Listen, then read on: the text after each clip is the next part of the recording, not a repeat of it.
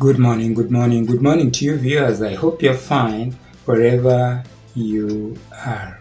In this video, I would simply want to talk about money laundering, but also I'll have to talk about wash. Who are they?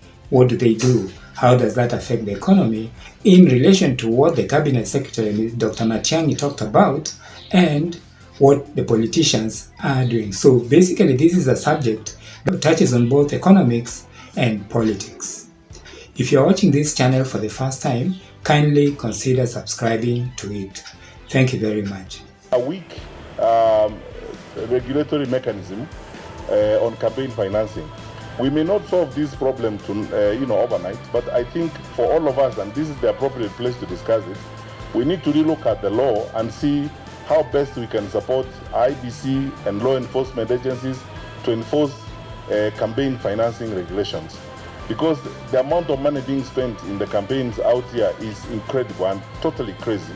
We are going to have an unprecedented case of voter bribery in Kenya during these elections.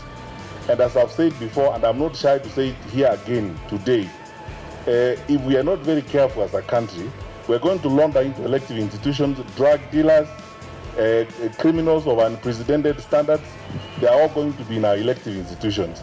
And when they arrive there, you know what they are going to do in terms of compromising the integrity of those institutions, compromising the legislative processes, and all policy-making frameworks in our country. I'm suggesting, and it's a fact, that we will end up with up to 40% of holders of elective office being very well-known and established wash dealers, and so on and so forth.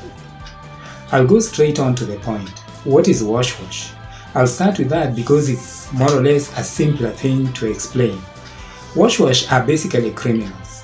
When Dr. Matiangi was talking about wash, he basically was talking about criminals, as he meant that when we elect criminals and take them to parliament, 40% of our parliament will be full of criminals. These are basic criminals. What is wash? There's the old wash and the new wash. I'll start with the old wash. The old wash is so clear, crystal clear. These are people mainly from West Africa who have actually teamed up with Kenyans who essentially look for people with cash. Note the word cash. Look for people who handle cash, like M-Pesas, banks, and people who handle petrol stations, people who handle cash, the cashiers. They basically would target them. Or people who have sold some product like tea, like what, and suddenly they are being paid bonus and suddenly they have a certain amount of cash. These criminals target those specific people and come and lie to them and cheat them out of their money. In fact, in other words, separate them from their money. These are just criminals who can be dealt with by the police, and they are in the category of wash. The ones from West Africa are a little bit different. The ones from West Africa would be looking for a large sum of money.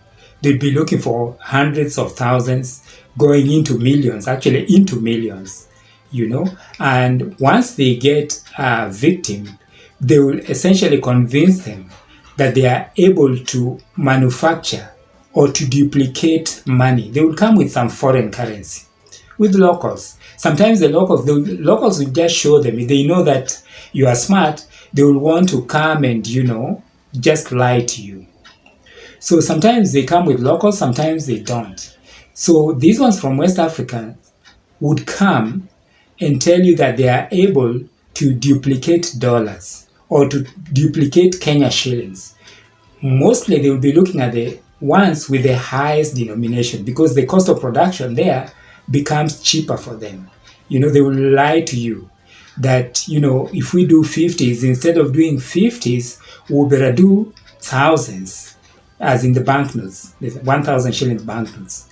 So the chances are you will want to bring as many thousands as possible. So they will tell you things like they have certain chemicals, if they mix and what, a lot of stories. It's usually a lot of story. And they are very patient.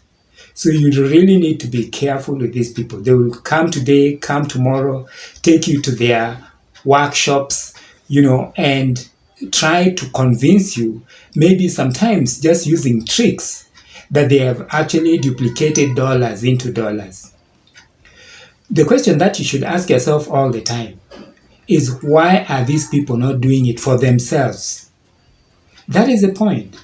If you don't ask that question, then you will be just one of those stories. Thousands of Kenyans. And the other thing, by the way, before I continue, is just to be able to tell, at least then be able to call the police. I know the police are part of the thing, and this is what discourages a lot of Kenyans, calling the police, because police are part and parcel of this. They know whatever is going on. So I understand the frustration, but you can even share with friends, but you can, even more importantly, avoid being conned or being washed out of your hard-earned money.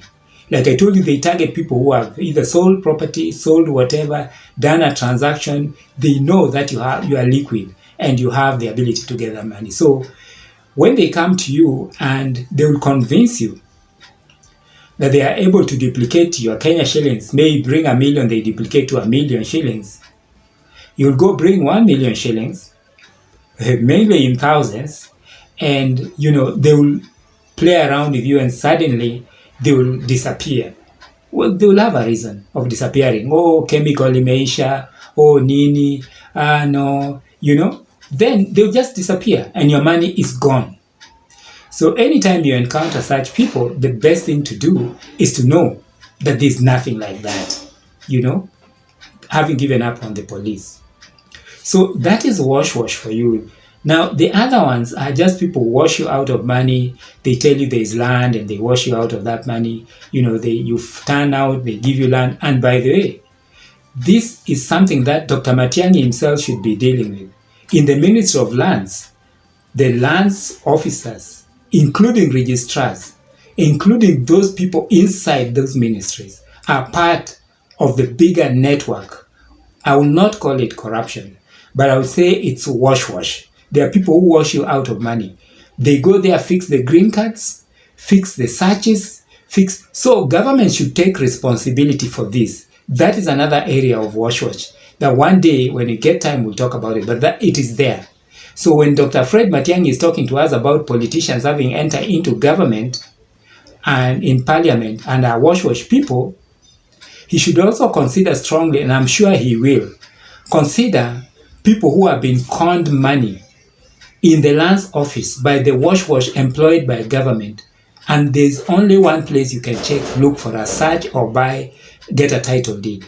That is the government, the lands office. So Dr. Matiangi can as well sort out whatever is happening. There are thousands, Dr. Matiangi, of people who basically have been conned by government officials, using government stationery, using government doctors, using government stationery, using government offices, and actually doing things inside government. So these people who have been conned by your government should basically be compensated by the government, because land is not something like you can get out there, That is my diversion.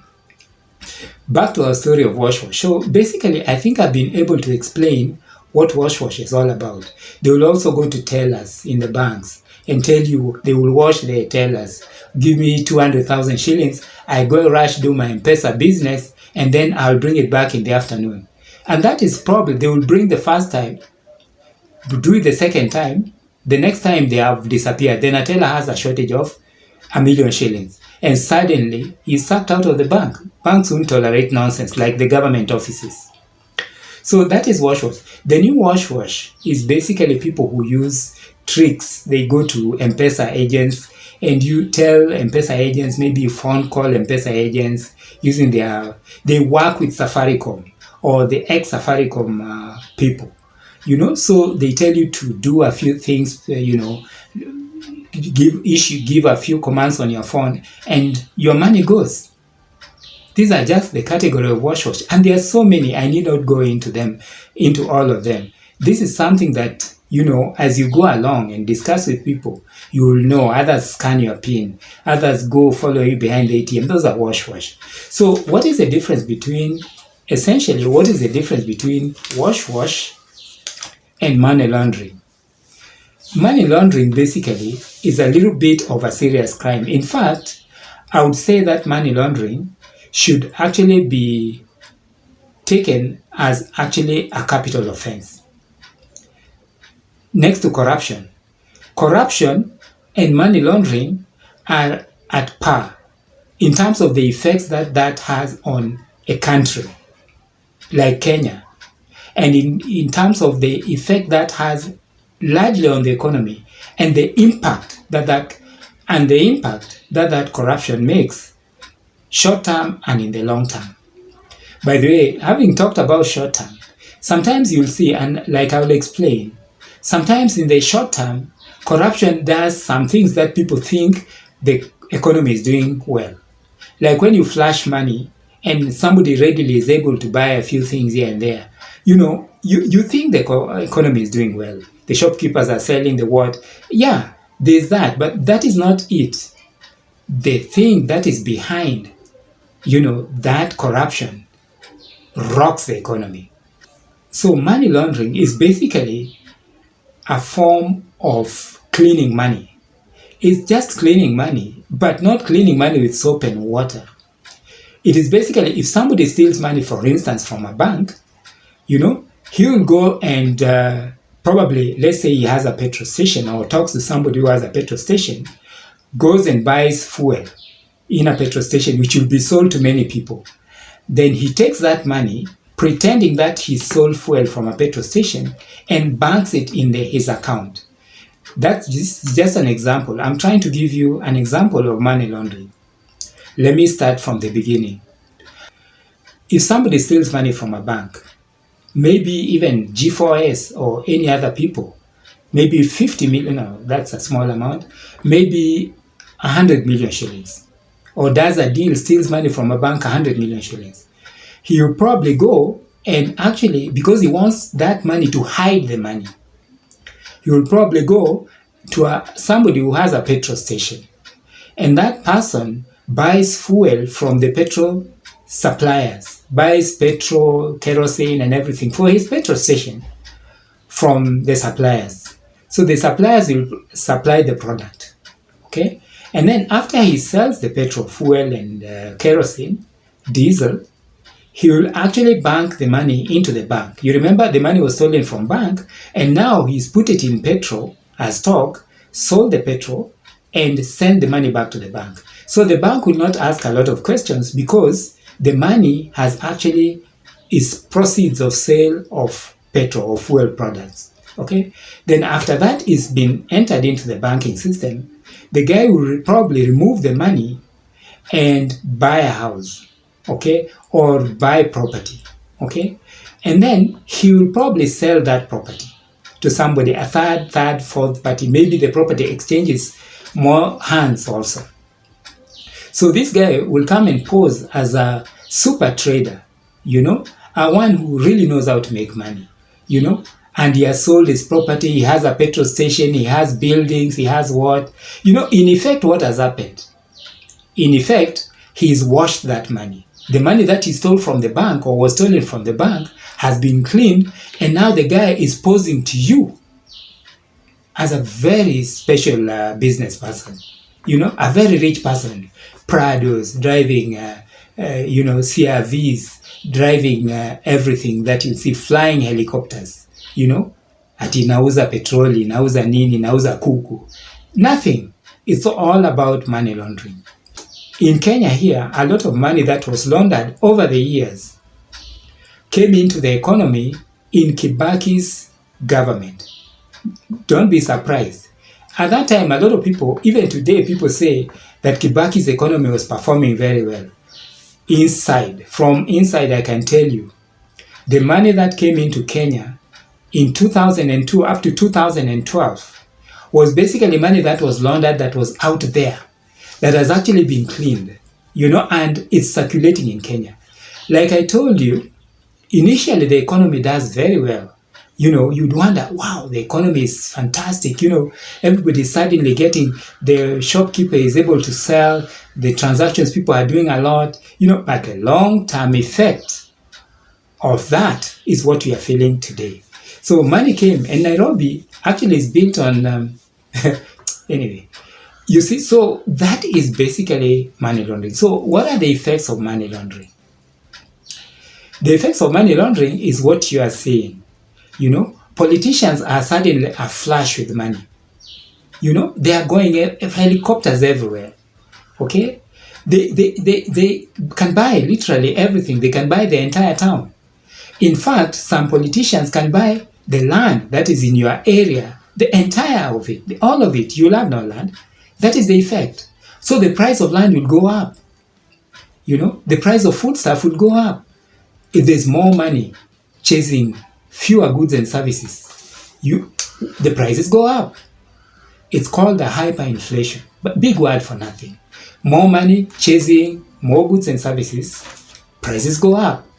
So you'll complain that the price is up, you know, things are expensive, gas has gone up, you know. It's part and parcel of issues, partly of management by government, largely of corruption and money laundering. They launder billions of shillings. Recently, I understand there were billions of shillings that were sent back or maybe being followed by the Interpol, by big boys. These guys who do big business. They made their money when some of us were sleeping. You know, money laundering. Money laundering. And talking about which, we'll talk about CBK or Central Bank of Kenya. A Central Bank of Kenya has to be serious, you know, because this economy thing with all these mobile money transfer, mobile money lenders and all this, these are just the new methods that they are using for money laundering. If Central Bank does not want to spend money, or banks or government getting experts, there are so many people who want to do the right thing. Getting experts to solve these problems, they will never be able to make it in terms of this, because everybody who is coming to make money. Even bank employees, government civil servants, and I've told you about the land case. So what is the effect of this? The effect is basically hyperinflation, and the value of money actually becomes useless. In extremes, it will go like Uganda, you know, where during the war, where you would have to carry 10 sacks of money to go and buy, 1 kilo of potatoes. So it's very serious. That is why I said that money laundering and corruption should be legislated so that these are actually capital crimes, because they destroy lives of people over years. Some of those things that actually destroy alongside, forget about money laundering also, are those World Bank conditions, terms of lending, those monetary policies, and discipline that governments and our government usually is supposed to basically ensure is tip-top or at the top there. You see, so I've given you an example of, I've tried to explain what money laundering is. It's just cleaning money. It's just money that comes out of drugs, money that comes out of stolen money that comes out of corruption, tenders, okay? Then you clean it and pretend to be a very good, business person. Yet you are actually just a thief, a common thief. Mwizi too. Maybe I need to explain a little bit of inflation. You see, look at a town like Thika. Let me not say Thika. Let me go west. Look at a town like a township like Chwele in Bungoma, on your way to Bungoma at Idwebuye there. Imagine if somebody goes in Chwele with 10 billion shillings. He goes with Chwele with his team of people and 10 billion shillings, goes and rents a hotel. And, he lives there with his people to campaign or do whatever they want to do there. Suddenly, these people will start spending money. By the way, with 10 million shillings, cannot do an M-Pesa transaction of 2 million shillings. So what happens? M-Pesa people will not be able to do it. Okay, what happens? So let's say they spend that money. This guy, the billionaire, and his troops spend the money in Chwele. Chwele will suddenly look like it's doing very well. right? So Chwele people will be, the hardware shop will be doing well, the pharmacy, those who will be doing well today, they will do the sales, something will happen tomorrow, hotels are booming, cars are running in and out, petrol stations are selling, that superficial kind of monetary activity. You see, underneath it all, what is happening over time? Over time, people will be actually building. If money goes to a couple of people or a number of people, people will certainly be building, buying stock, buying mabatis, buying mawe ya kujenga, nini. So what happens to the price of mabati? The price goes up. What happens to the price of money ya kujenga? What happens to the price? What happens? The price goes up, So now, once the prices go up, the chances are the prices cannot come down. So look at Kenya as an economy in itself, as Chwele. Kenya is Chwele. The goods and services that are supplied, or the goods and services in Kenya, are fixed. So you bring billions of shillings into Kenya. What happens to the economy? Your guess is as good as mine. So in essence, viewers today, I think by and large, I've been able to explain what money laundering is.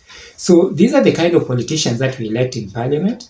Politicians who basically have stolen money, thieves and looters. They're not even corrupt. They're thieves and looters today as we speak. You see, so when you elect people, it is so important that you elect the right people, because the impact on the economy, the impact on the Kenyan economy of corruption, money looted, and theft is long term. Sasa usilielie, kila saa unalia. Ukichagua mwizi, unasema mwizi ndio mzuri, ujue kwamba atakulipa hiyo shilingi 50 na miaka 20 utakuwa unalia. You'll be crying wolf kama mnyama. Asante sana kwa watch Talk to Africa. Tafadhali kama huja subscribe, fikiria kama unaweza kusubscribe kwa hii channel ya Talk to Africa. Jina yangu ni George. Asante sana.